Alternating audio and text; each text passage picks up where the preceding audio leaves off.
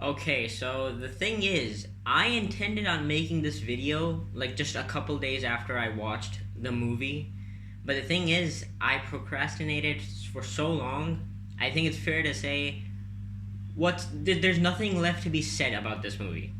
Um, but I still wanted to make this video, and I'm making this video for me. I mean, you don't have to watch it. If you're watching this and you derive some form of enjoyment out of it, no, then great, nothing like it. But I'm just doing this for me. It's kind of like a diary, like a video diary type thing, a podcast, whatever. I don't know. I don't know. So I'm not gonna edit this video. It's gonna be completely unfiltered. I'm just gonna rant and ramble about the movie. I have my points in front of me. I just jotted down a couple points, in no order. So we may go back and forth in terms of what we will be discussing, and I may even go off topic. But this is the first time I'm doing this sort of thing, so please bear with me, and might as well just get into it. Um, okay, so the thing with Wonder Woman, at least the first one, was I liked it. I mean, I didn't love it. I loved it when I first watched it, but over time, I just really do enjoy it. I think the final act of the movie, it didn't bother me when I initially watched it, but over time, again, it doesn't fit well with the rest of the movie because I actually before the movie came out, I looked up on Wikipedia and I found out that the actor who plays Lupin, I'm Remy Thuilis, well, I'm forgetting his name, but that he was playing Ares. So I knew Ares was in the movie, but the way he's completely shoehorned into the final act of the movie just did not sit well with me. But the movie leading up to that point, I thought was like really, really solid, and it still is. It still is. Certainly better than this one. um, so the notion I was like now having laid the groundwork, I was very excited to see where you take Wonder Woman from here. Now, I personally wanted the sequel to be set after BVS, but they didn't go with that. Fine, because the appeal of the first one was after BVS and its generally negative reception at the time. I think it really helped Wonder Woman to isolate the movie in its own time period in the World War One, and it really worked for it. And just generally it was consistent with the movie that came prior. Like in BVS, she says she's been away from mankind for like 100 years, so it made sense. I mean, I kind of questioned that what was she doing during World War Two, but whatever. World War One, fine. Now where do you go from here? So when they announced Wonder Woman 84, my mind immediately first went to that George Wells, I believe the guy's name is, his dystopian novel, 1984, and I thought, well, that's pretty interesting. I mean, you can do pretty, I guess, interesting stuff with that. I haven't read it, but I know generally what it's about. And then they released those first images of like Wonder Woman looking at those multiple monitors. I was like, oh, this is pretty interesting. And then you find out that Pedro Pascal is playing Maxwell Lord, who is not a very conventional villain for a Wonder Woman property, especially for a big budget film. I'm like, oh, well, interesting. And Patty Jenkins was coming back, although it did kind of rub me off the wrong way how she got rid of a lot of the writers from the first movie. We'll get to that with this one. But I put my faith in Patty Jenkins. Okay, Patty Jenkins is a great director. I still contest that even after this. I do think this is a dud, but I still think she's a great director. Anywho, so the thing is, throughout my journey of engaging with Wonder Woman 84 promotion and marketing, the thing that was just consistent was it's interesting. It's interesting because look, for me, the hallmark of a good trailer is this is your excitement bar for a movie. A good trailer gets the excitement bar to go up. A bad trailer gets it to go down. For me, with Wonder Woman 84, no trailer went to go up or went to go down. Okay? I mean, I never got excited for Wonder Woman 84, but I was never like, I don't know about this. I was just like, if it comes out, I'll watch it, I gave up in 2020 when it comes to movies, but I was like, Wonder Woman 84, it comes out, I'll watch it, whatever. And yes, Barbara, the cheetah thing kind of seemed iffy. But yeah, you know what? I was like, again, I'll take a leap of faith. I'll leave it at Patty Jenkins. I did not know Jeff Johns was writing the movie. So I watched the movie, and funny thing is, about an hour and 15 minutes into it, I'm watching the movie downstairs in my lounge. My father, he yells from upstairs. He's like, "What movie are you watching?" And I'm like, "I'm watching Wonder Woman." And then I go up. I take a small break because I was feeling a bit tired. I go up and I speak to my parents, and he was like, "I couldn't even tell you were watching a superhero movie. Like, if you hadn't told me you were watching Wonder Woman, I would not have expected you to be watching Wonder Woman." So I don't know. That kind of stuck with me. And obviously, the movie ended, and it's a colossal disappointment. And like I said earlier, there's nothing left to be said about this movie. I mean, everyone said it, but I'm doing this for me. So I have a fair bunch of points noted down. I just thought I'd just lay some groundwork on where I stand with Wonder Woman so far. And we'll just go through the points and we'll just discuss whatever comes to my mind. And if I go off topic, I apologize in advance. So point number 1, the performances. Now, the performances are like one of the 3 things I think are redeemable about this movie. The performances are the major thing I find redeemable. The other 2 are like small stuff. Chris Pine, I think, again, is the saving grace of this film, like he was in the first one. Like, Chris Pine is such a good actor. He's so underappreciated. I'm surprised he does not get a lot of work. Like, even Quentin Tarantino says that he's like the most movie star actor he knows of this generation. I'm surprised he doesn't get a lot of work because he brings his 100% in everything, even in this one.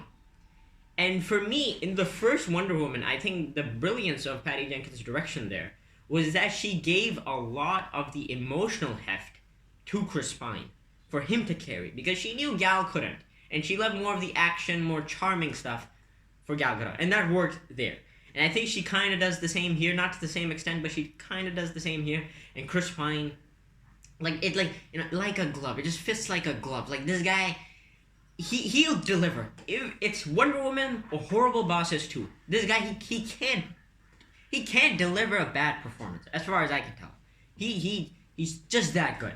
And the whole fish out of the water thing with him, I thought could have been done better, but, again, he makes it work with the escalator and the train and the trash can. He thinks it's art. I thought that was all very charming. Pedro Pascal, I know it's kind of divisive, but I really liked Pedro Pascal as well. He kind of reminded me a lot of like a PG-13 Wolf of Wall Street. And I just think he's a very charming and a very charismatic actor. I've watched him in Narcos, and, he's Mandalorian, Game of Thrones. Good actor. The writing could have been a bit better, admittedly. He couldn't have come... he really goes for it. He's kind of cheesy, but intentionally. But I also think he could have been written a bit better. And we'll get to hold the wishing stone and whatnot in a bit. And Gal Gadot. Now, look, Gal Gadot, very pretty actress. I don't think she's a good actress, but I do think she has improved. And in this one, I genuinely do think she did a fine job. Especially the one scene near the third act. For those with Chris Pine, for those of you who've seen the movie, you know what I'm talking about. I mean, I'll be discussing spoilers, so whatever. The scene where she, says goodbye to Steve Trevor. That scene. That was, genuinely good. The highest praise I can give Gal Gadot is, I'm watching the movie and I'm like, the facial expressions you're making, that does not... I can't see Gal Gadot. That is the best compliment I can give to her performance. And, and obviously she sells the action. And she does a lot of face acting in this one. Just generally expressions and whatnot. Some of it worked. Some of it didn't. But you know what? She's fine. She's Wonder Woman. Whatever. Let's just go on. Okay? It's not like she's not gonna be Wonder Woman now. She's Wonder Woman. Now all you can do is you can hope she gets better. And I do think she's getting better. Is she on the same level as everyone else in the cast? No. But again, improvement. Kristen Wiig as well. I was not a fan of Cheetah, but I think Kristen Wiig did a good job. I like Kristen Wiig, and I wasn't a huge on her casting initially. I thought Sarah Paulson could have been a better choice, but you know what?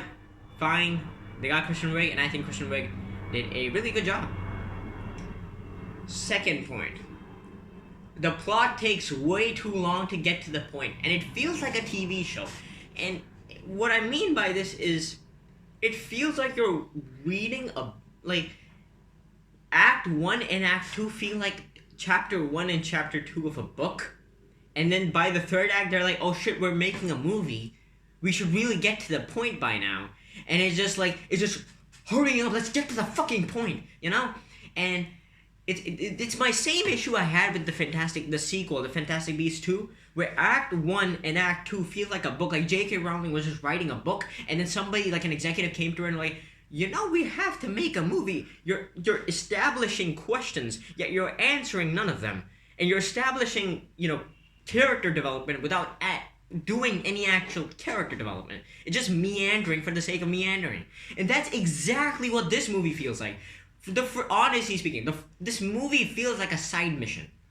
Like, you could just take out the first two acts. Just keep the final act. Like, from the White House up until the end. And that's it. I genuinely, like, they wasted so much time. And that's what makes it more annoying. Like, at least you can make a bad movie that's entertaining. Like, that's where I stand with Far From Home. Far From Home is not a good movie. I do not like Far From Home. But I can tell you that Far From Home has some very damn entertaining moments. This movie doesn't even have that. Like, what? Who is this movie for by then? This is not a thinking man superhero movie. This is not a turn your brain off type superhero movie. Like, what are you going for? So, again, the plot takes way too long to get to the point. Like, I told a friend of mine that Wonder Woman 1984 is best watched when you're doing something else except watching it. Like, if you're like, he's an artist. So, I was like, if you're ever doing art, and you need something on the background for ambient noise, you put on Wonder Woman 84. So, you'll occasionally glance at it, and you'll get it, but you don't actually have to pay attention to get it. Which is, that's bad storytelling. And that goes to Patty Jenkins, who is credited as the screenwriter and director. Look, if a movie does good, you give all the credit to the director. If a movie does bad, well then, you know, you have to keep it balanced. So obviously, the director is the person where the line stops. So you gotta give it there. Third point. It lacks any creative edge. The thing, look, with Man of Steel, Batman v Superman, you know, you had the Zack Snyder creative edge.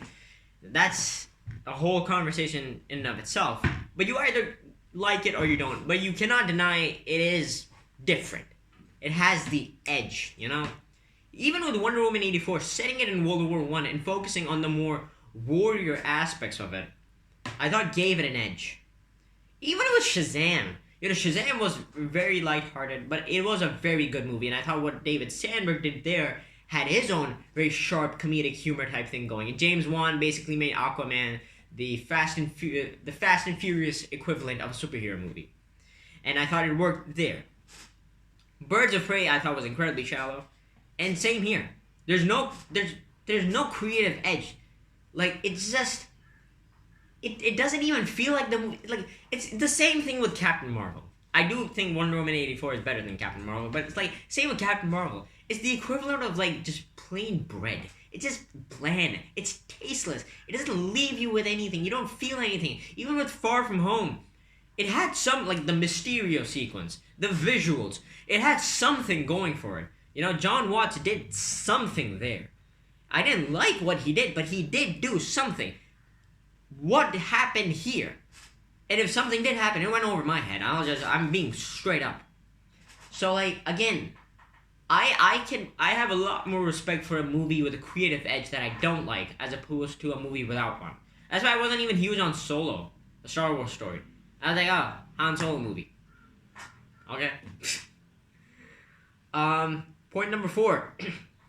Wonder Woman herself doesn't feel very well established. Like, how long does it take for her to get into her bikini-clad outfit, by the way? That was a joke. Yeah, it's most of the movie she spends walking from point A to point B, just talking and just looking pretty. And Gal Gadot can do that. She can look pretty, but you don't give her anything to do.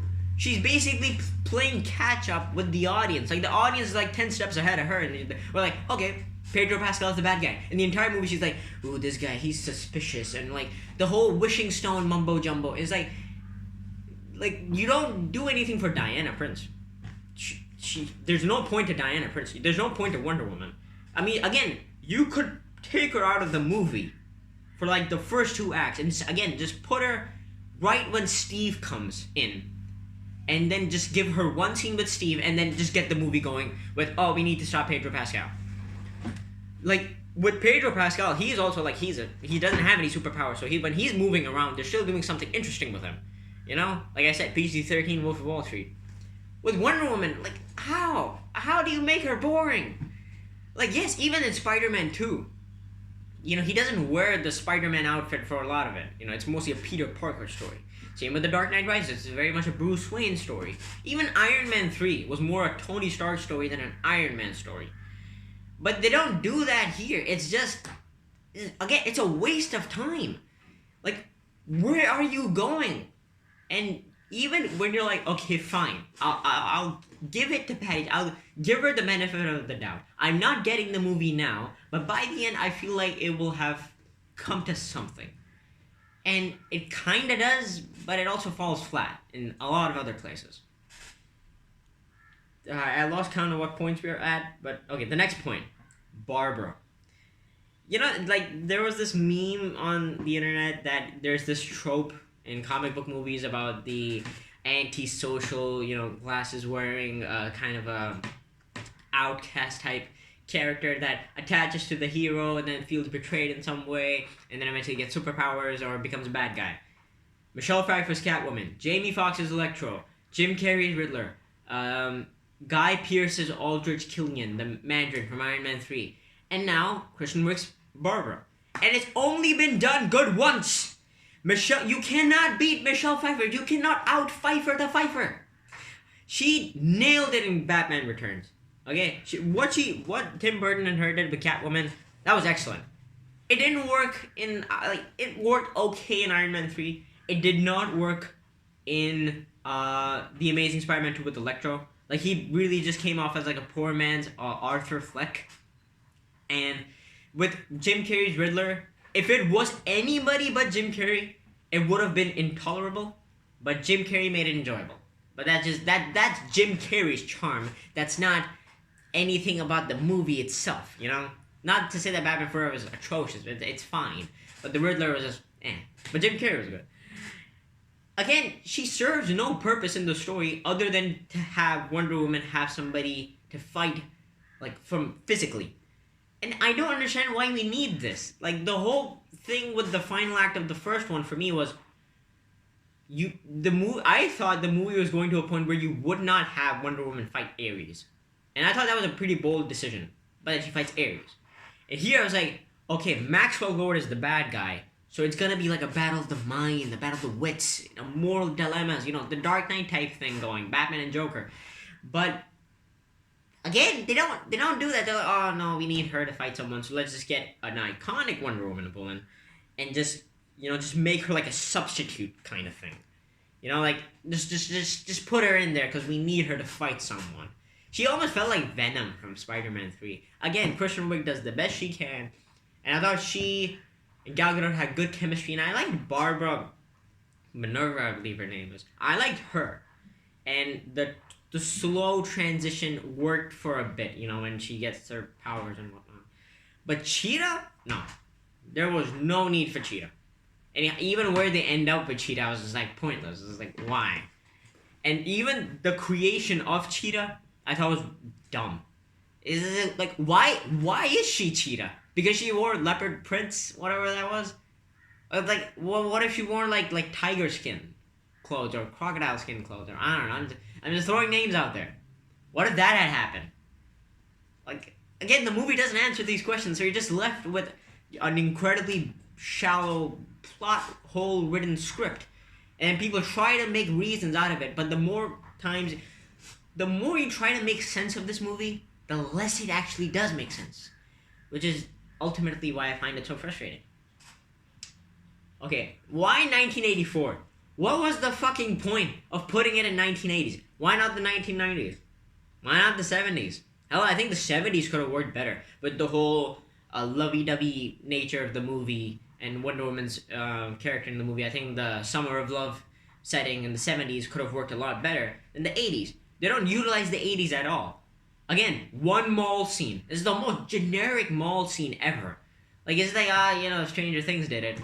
They did it much better. Let's just do that. Let's just do that. It's like, you can't do that. Because it's pointless.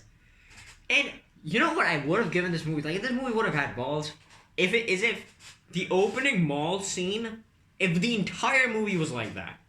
But it's not. If it committed to the cheese, I would have had a lot more respect for it. But it doesn't. It's like the balancing act. Oh, now we're going cheesy, but now we're going serious, but now we're going cheesy. It's so inconsistent. You don't want to pluck your eyes out. It's like, just pick one. Commit. But it doesn't. And again, why 1984? Why not 85? What was the point? And this really bugged me. There is not any use of any good 80s music besides one, Welcome to the Pleasure Dome, that they use in the club scene when Barbara comes in. And then every guy looks around and goes, ooh. You know? That was like the one song they used. But there's like no synth. How do you not have synth in a comic book movie setting in the 80s? Even the trailer had synth. I mean, I expected more from Hans Zimmer. I don't know, maybe it wasn't him. But like, come on. Come on. What a wasted opportunity. You could have just set this movie in modern day. Again, what was the point? You need an oil baron. Or maybe just with, modern technology, it's a bit too hard. Or whatever. Set in 1981. It's 1969. Okay. Now, second point. The next point. Third, fourth, 44th. I don't know. What was the takeaway from this movie? This movie, in my opinion, adds absolutely nothing to the Wonder Woman mythos.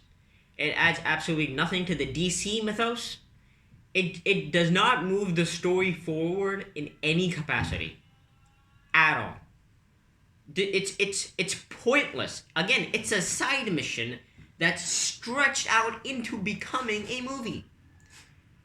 It's like Diana at the beginning of the movie is the exact same Diana she is at the end of the movie.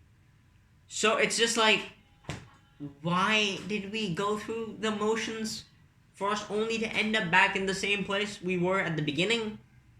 Yes, the movie has a good message with the whole, you can't have all that you wish for, you need to learn to move on. But it's, first of all, it's completely non-existent for, like, again, 2/3 of the movie. And in the third of the movie, it's jam-fisted down your throat. Like, hey, kids, this is what we learned in class. And they just, like, hammer in the point. Like, she actually has to have a speech. Like, okay, this was the message of the movie. And you're just like, okay. At least the movie had something to say. I don't think it said it very well, but at least it has something to say. And I agree with the message. But you know what? I think a movie that did this message better was Spider-Man 2. The whole, you need to learn to give up on your dreams. Spider-Man 2 did that so well. Yet this movie, like, it can't even do it half okay. So again, you're giving a half-baked message, admittedly a good message, but it's half-baked in a movie that is seemingly pointless. Like, it adds nothing to the overall character or the overall universe. In fact, anything, it just makes it more nonsensical. So you have to ask yourself, what was the takeaway? Really? Like, really, what was the takeaway? The next point I have is, again, it's too cheesy. Like, that one fucking shot. That it looks so much like rotoscope. You know, when she exits the car and she's chasing the trucks down the in Egypt, and it goes da da da da da da da da da da. Oh, that was so bad. That was so bad. And the one shot where she lassos onto the missile, and then the missile pulls her forward, and then the background just looks so cheesy. Again, this movie is cheese, but it's bad cheese. It's not good cheese. And I would have appreciated it if it stuck to it. Like Batman and Robin is bad. Like the perfect example of good cheese. Like, what killed the dinosaurs? The Ice Age. Like, when you commit to it, a guy can be like, you know what? Like for some, it's not gonna work. For some, it's like, you know what? Fine. If I view you in this way, I can derive enjoyment. But you can't change your view on Wonder Woman, because it itself changes its view. So you change your view on the movie, it's like, okay, it's cheese fest from the 80s. But then it goes back to being serious. But then it goes back to being a cheese fest. But then it goes back to being serious. And like, what's going on? Pick a side. It's frustrating. But this is fun. I have to say, I'm enjoying talking about this movie. The next point, again, we've talked on this. Who is this movie for? Is it for little kids?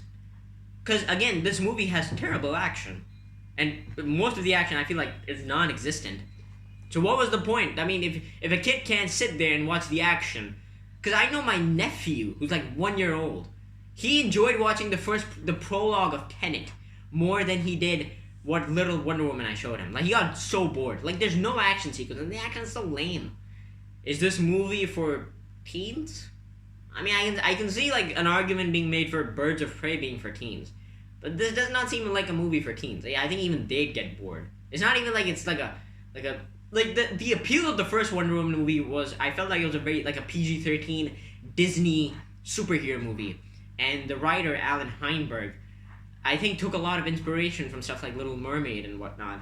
So it felt like it had a soul. This movie does not feel like it has a soul. So, you have like a kind of like a sexy PG-13 Disney superhero movie with the first one. You have the teens appeal there. I don't see what the teen appeal here is. I mean, if you want something good in the 80s, just watch Stranger Things for free at home. Is this movie for adults? I showed it to my parents. They thought it was boring as shit. So it's certainly not for them. So again, this movie has no idea what it's for. It's trying to be 4-quadrant. But it fails at all 4. I mean, say what you will about Marvel, but at least they're consistent. They target the 4-quadrant formula. And they nail it, in my opinion. This movie does it, and it fails on all. This movie, again, it has no audience for me, in my opinion.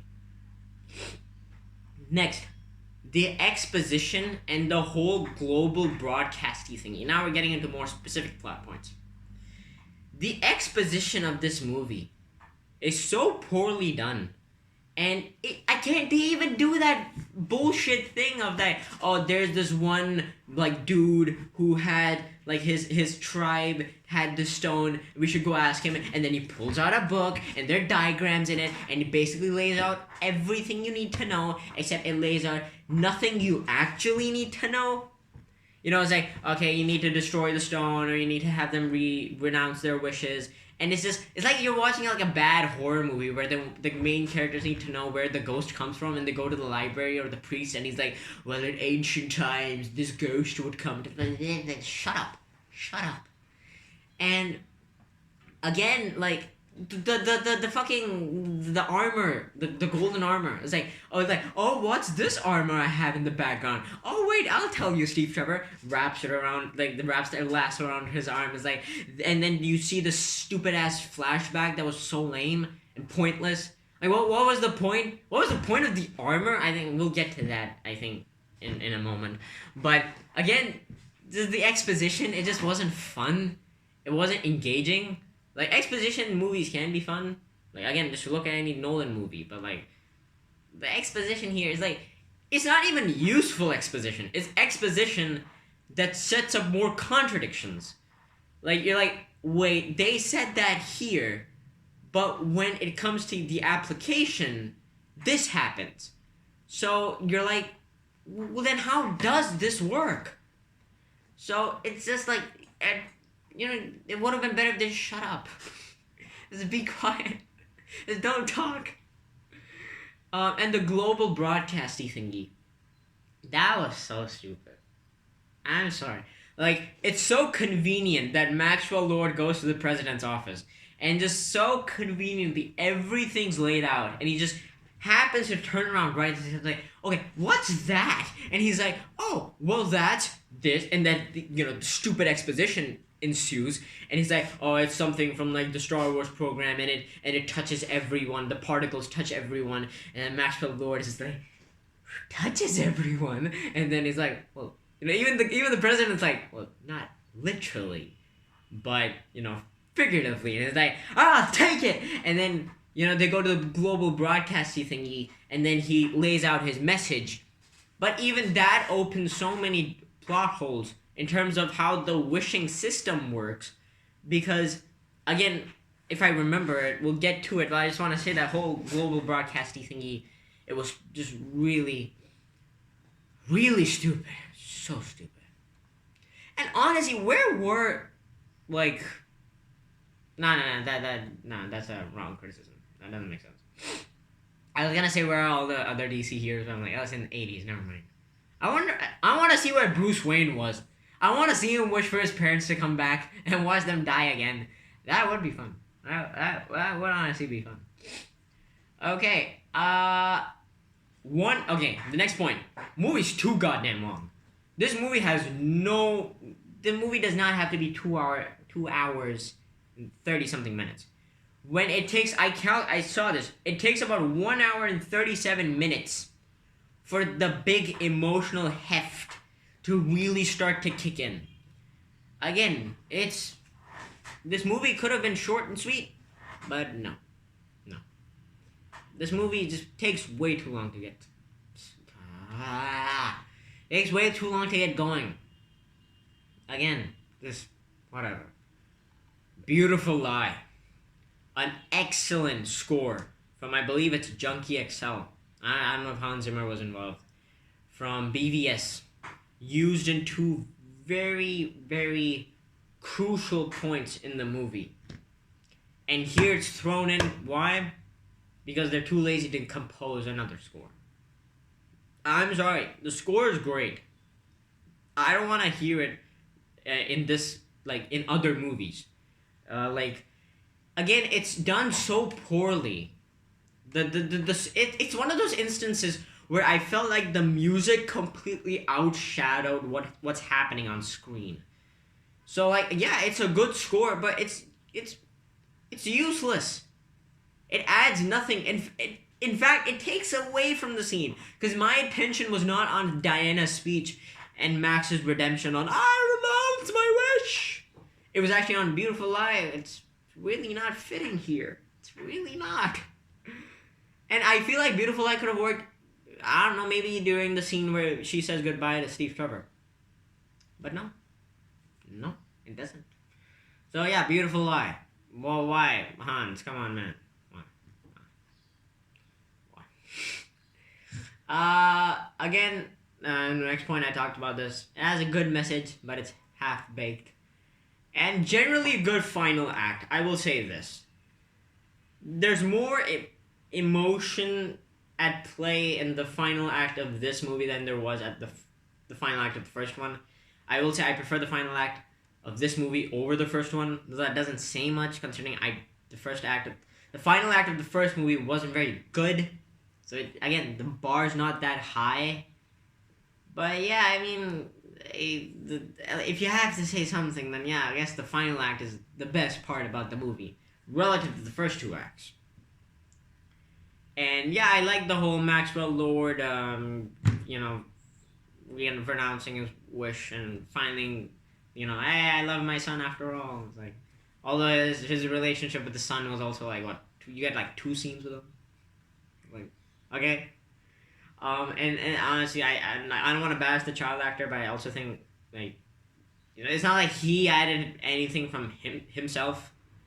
So it's all on Pedro Pascal. And again, Pedro Pascal does a good job, but really it's like, okay, next point. The whole cheetah thing, how does that work? Because now we're getting in more into the wishing stone mumbo jumbo. And it's like, she wishes to be like Diana. But she doesn't know Diana's Wonder Woman. In her mind, when she's asking for it, that's what she said. She wants to be tall, confident, and a gorgeous woman. Okay, that's what she wants. But the stone, with like the whole monkey paw thing, makes her powerful as well. But where does the cheetah part come from? And then she goes with Maxwell Lord. And I think it's implied, I haven't seen the movie. I saw the movie twice in 2 days, but I didn't see it again. But I think it's implied that he's the one who turns her into a cheetah. But how does that work when she already made her wish? And if that was the case, then, like, some people said that, oh, the thing is, once Max becomes the stone, he's the one who gets to pick and choose what gets taken away. Instead of being the stone, he gets to choose what gets taken away. So, like, from the Baron, he takes away his guards, and, you know, from the Simon Stag, he takes his shares. So, did he, like, give her a second wish? And that's, according to the exposition of the movie, that's not possible. So, did he give somebody else their wish, and then did not give, the cost of that wish was implicated onto Barbara? Again, it makes no fucking sense. And I'm trying to make sense of it, but I'm getting too tired about talking this movie, so, you know. Yeah, the creation of Cheetah was just dumb. This is stupid. It is stupid. Just call it what it is. Come on, admit it. It was stupid. Okay, what else we got? Maxwell's relationship with the son, I've already touched on that. I thought it was incredibly underdeveloped. Again, Pedro Pascal does a good job, and you feel something. But it's like the base level emotion you'd feel in a father-son relationship. It doesn't add anything. It's not Man of Steel where you feel for his Cal's relationship with Russell Crowe, Jor-El or Kevin Costner, Pa Kent, or there's nothing like that. It's just like, Pedro Pascal, good actor. Okay. In other news, water. What else we got? I wrote this, that the good message does not equal a good movie. Which, again, we've touched on that already. Patty and John's... I don't know, I think somebody on Twitter said this, that it felt like they got on a Zoom call. And then they just started blurting out ideas. And they thought would be good.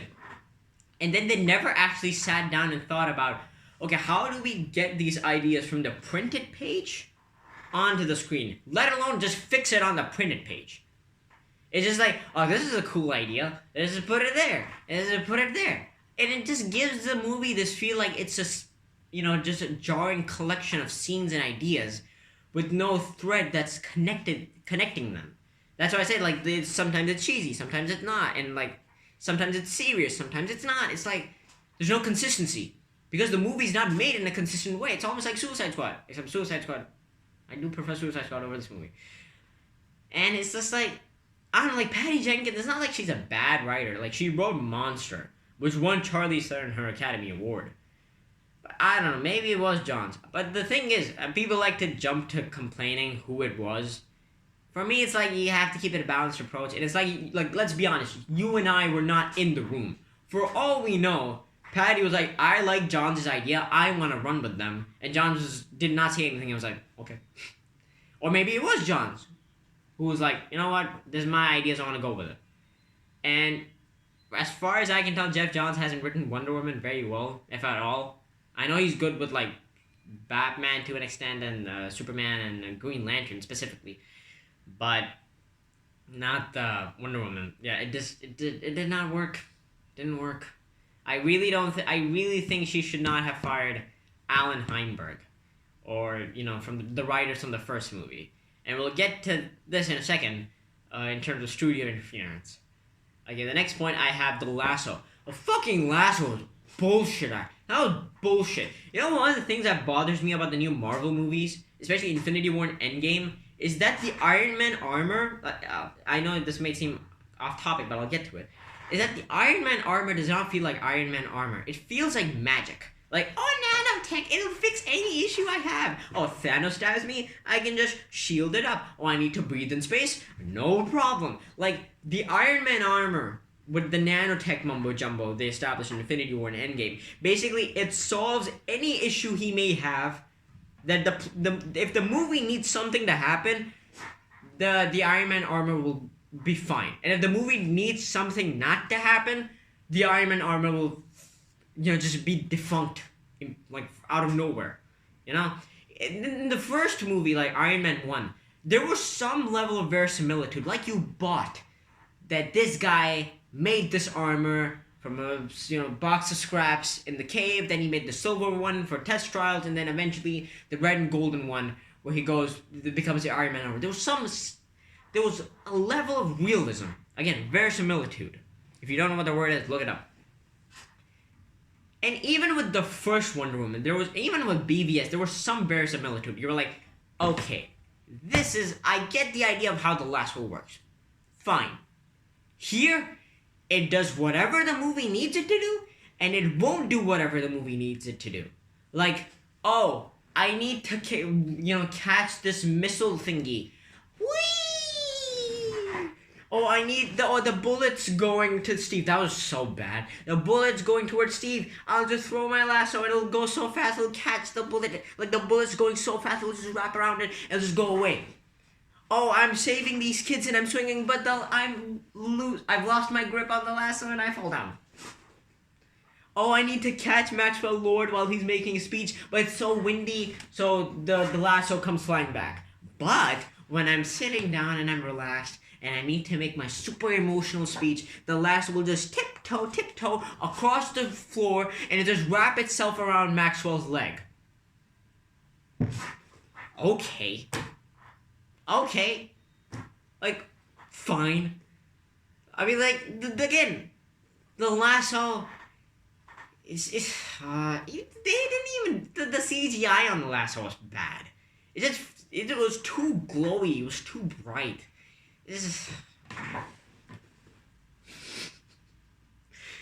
Again, this is dumb. Lasso, stupid. The next point's pretty good. It's just rape. Again, we've gone into it ad nauseum about whether Wonder Woman raped a guy or not.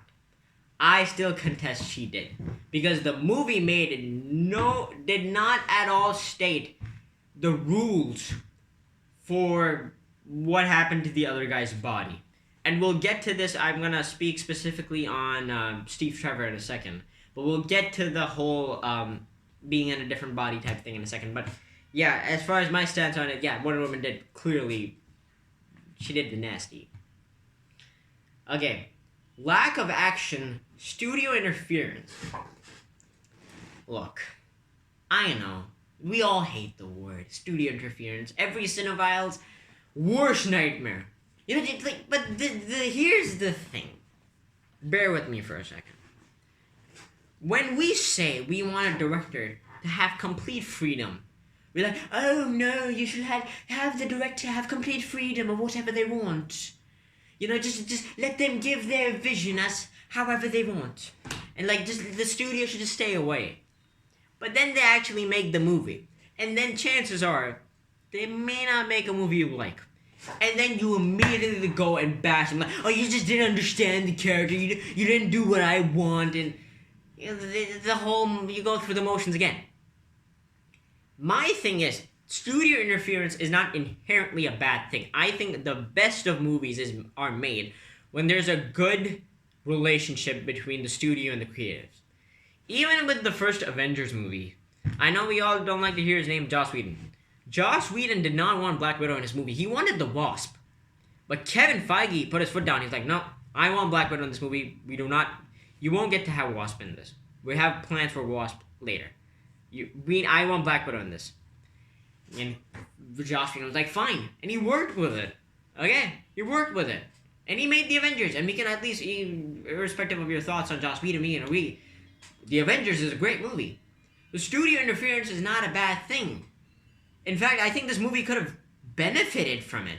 And the thing is, you only hear about studio interference when something bad happens, because when it goes good, there's no blame game to play. Nobody can, oh, well, then this happened, this happened, oh, this guy told me to do this, So, like, again, studio interference, for me, not inherently a bad thing. In fact, here, I think it was needed. Somebody should have gone, a producer should have gone to Patty Jenkins, been like, here's a big fat wad of notes, dropped it on her desk, and been like, you need to change some stuff. And then one more thing, you need to add more action, because this movie is just completely, it's a drought in terms of action. Or at least engaging action. Boy. This movie needed, Patty Jenkins needed to be reeled in. Next point. The opening in Themyscira. What was the point? It was well shot. I liked it. What was the point? Because the message of the whole thing, oh, you cheated, you know? It never really comes into play unless you actually think about it. And even then, it's kind of reaching. I really just do feel like it was very much a case of after the first Wonder Woman and when Warner Brothers was like super reactionary, and they just went with whatever, you know, they just threw things at the wall and whatever stuck, they just ran with it. They were like, oh, people love stuff from Themyscira. Let's just, let's put it in the contracts to have them in the next movie. And that's really what it is. Like, Connie Nelson doesn't even have a line. She's just there. So, like, again, it just felt like, it just felt very tacked on. Whatever. The invisible plane. We're approaching an hour. I didn't think it would go on for so long. The invisible plane. Again, I don't care about the invisible plane all that much. Again, I don't have like a deep emotional investment with the invisible plane. But it's the thing that, first of all, they're at the Smithsonian, which was actually, it was fun to see since I went to Washington last year. It's nice seeing the Smithsonian. But they're at the Smithsonian, and then they just jump onto a plane that's there for display, and then they fly it all the way to Egypt in one go. That in and of itself is just really dumb. Who fueled the plane? Like, they could have just had one line that, oh, the plane was used this morning on an air show. Okay.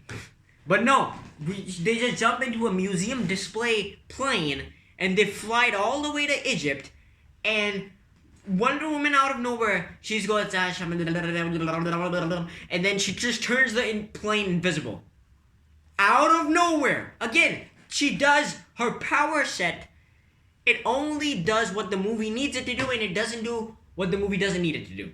So they, oh, my father, he did this with Themyscira, and I tried it on a mug once, and like, you know what that would have been useful? Is in BVS. Where was all of this in BVS? Again, inconsistency. They don't even establish it at any point in the first one that she had this power or whatever. Like, why? Why would you do that? And how can Steve Trevor fly a plane in the 80s? Yes, there are some fundamentals of flying. Obviously, I understand that. But I find it a bit hard to believe that a guy who flew a plane in World War I, like a biplane, can fly like a jet in the 80s with no issue at all. Like, come on. You're pushing it at this point. I know I am. 48 minutes.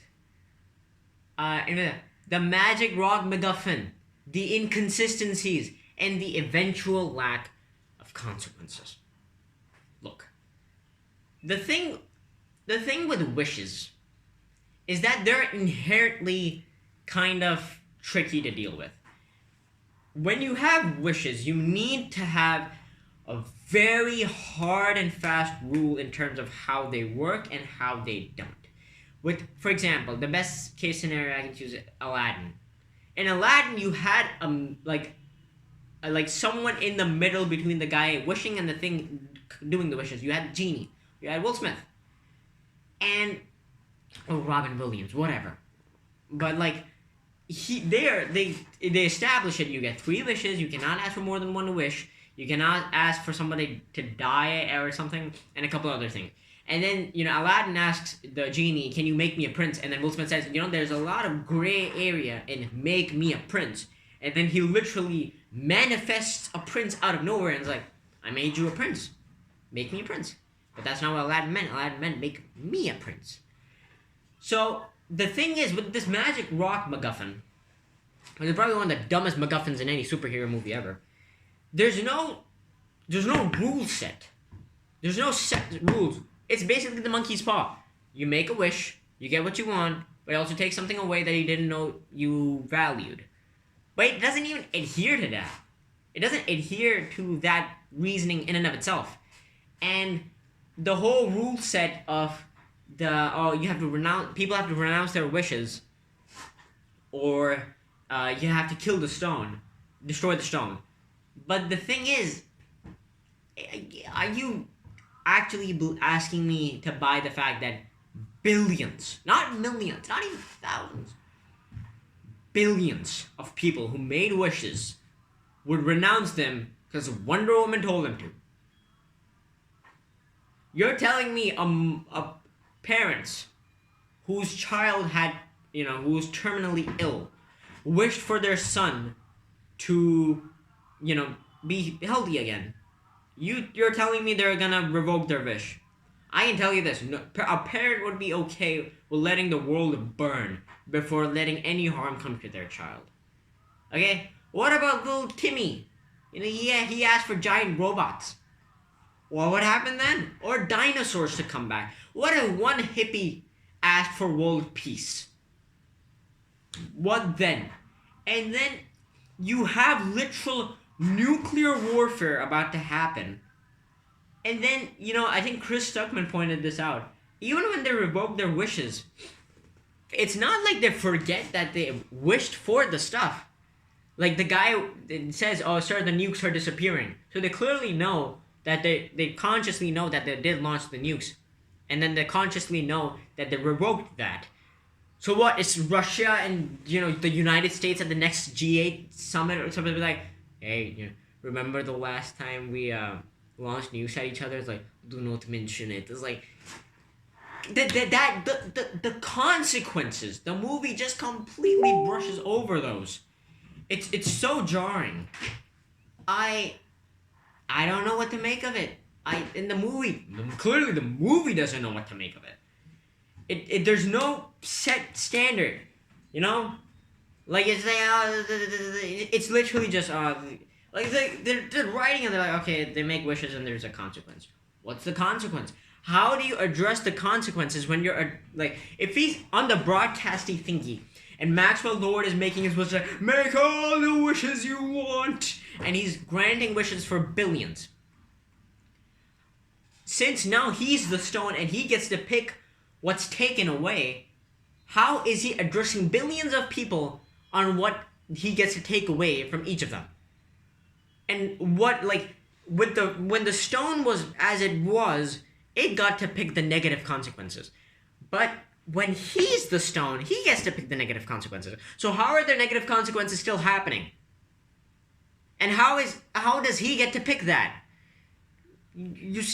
I don't need to get into it. I'm already losing a bit of breath. Okay. Now, the one thing I will say, look, clearly Wonder Woman, there are two types of Wonder Woman. There's the warrior, Amazon warrior, princess lady, Xena warrior, whatever. And then you have the keeper of love and peace, the classic Wonder Woman. And it's clear that this movie was trying to contrast itself with the first one where they went warrior angle, and then this one was more keeper of peace and love. The thing is, it's simply not done very well. I'm fine with portraying Wonder Woman as a keeper of peace and love. Hell, I thought the first movie did that perfectly fine, and with the balance of the warrior thingy. But here, she just feels weak and just fluffy. Like, she doesn't feel like a threat. And again, I think the fact that she doesn't have her sword and shield, which she does in BVS, she doesn't here, it just makes her feel like a nuisance to the bad guy as opposed to a threat to the bad guy. Like, at times I felt like Maxwell Lord could just be like, can we just focus on him? It's a Chris Pine versus Pedro Pascal. That's what I want. Let's remove Wonder Woman from this movie. Again, I appreciate the effort and the attempt at something new, again, taking some risks. I just don't think those risks paid off, nor were they done very well. Next, as I said, the lack of verisimilitude. I buy in Aquaman, I buy the whole Seven Kingdoms mumbo jumbo. I buy Atlantis. When I'm watching Aquaman, I buy it. You know, I'm like, I get it. You know what? This is your world. I'm on the ride. I get it. You know what? This is the world. We're gonna, as long as you adhere to the logic of the world you have established, I'm good. The thing here is, as I've talked about ad nauseum, the movie does not adhere to its own logic, and it sets up so much stuff. Again, with the whole by the end where everything's chaos with the wishes, you just don't buy it, and that everything will be hanky dory when people renounce their wish. What of the people who didn't renounce their wishes? Okay, now at this point, does the movie need Steve Trevor? Look, in my opinion, I don't. I would have been fine if he wasn't in the movie. I get the whole reasoning behind having him and to have Wonder Woman lose him again. Again, I don't think that moved Wonder Woman's character forward in any capacity, but I feel like Chris Pine, I think he does a great job, and again, he's, he really makes Wonder Woman whole. He's like the Lois Lane to her Superman. So, but the thing is, I don't know how I feel about the fact that her entire character is based on how she feels about him. I get the whole, she's been in this world forever, she saved people, she's never wanted anything except one thing that she loved, which was Steve Trevor. And that's very touching, and I get that. But beyond that, they never do anything to flesh out Diana beyond Steve. And now that he's gone, what is Diana just gonna... Again, she doesn't move forward. The story doesn't move forward. So it makes you wonder, does the movie even need Steve Trevor? Why is he there? If not as a distraction. And the whole thing of putting him in somebody else's body, why? I know Patty Jenkins wanted to pay homage to Heaven Can Wait, which is a movie. It has similar concept of a guy who died being in the body of another dude. But it's like, why did he show up in that guy's body? What if he showed up in the body of, like, say, some big fat dude? Not very appealing now, is he? Or some lady. Or a child. What of a squirrel? What's the rules of him coming back? And why does he need to be in the body of another guy when the Baron wants to separate his land from the other people? Maxwell Lord materializes a wall out of nowhere. Just have Steve Trevor come. Just have Steve Trevor. Don't have him be in the body of another guy. Like, I don't get that. And where did that guy go? They don't talk about it at all. And I'm surprised Wonder Woman doesn't care. Like, she's so caught up in the fact that Steve Trevor's back. She doesn't even question, like, is he where you were? Like, is he in heaven? Is he dead? Is he like in like the Get Out type thing where he's like in that abyss, in that black abyss, just going, "Aah." Like, where is that dude? And then why is it that when he looks in the mirror and everyone around him see the other guy, handsome man, but Diana sees Steve? And just let's drop the fact that she slept with him. She put him in danger. Like, she could have gotten killed. What about that guy's family? Why did it have to even be that specific guy? Like, what happened? Did he get fired from his job for taking too many days off? Like, just so many questions. The visuals, super flat. This is a movie I choose to be an example of colorful does not equal good looking. Like, yeah, it's a colorful movie, but it's very flat. And I have, like, again, the last point was doesn't move the Wonder Woman world forward. Talked about that ad nauseum. And the two other good things I wanted to say were, I mentioned this earlier, I thought the message was good but half-baked. And I thought Hans Zimmer's music, for the most part, was good. The three tracks I thought stood out were the opening Themyscira theme, the Egypt Chase theme, and then the Cheetah theme. I thought those three were really, really good. And that's it. My thoughts and a rant and rambling of 1 hour on Wonder Woman 84. I am so sorry I put you through this. But hey, if you enjoyed this, I don't know, let me know. Bye bye. Closing the video.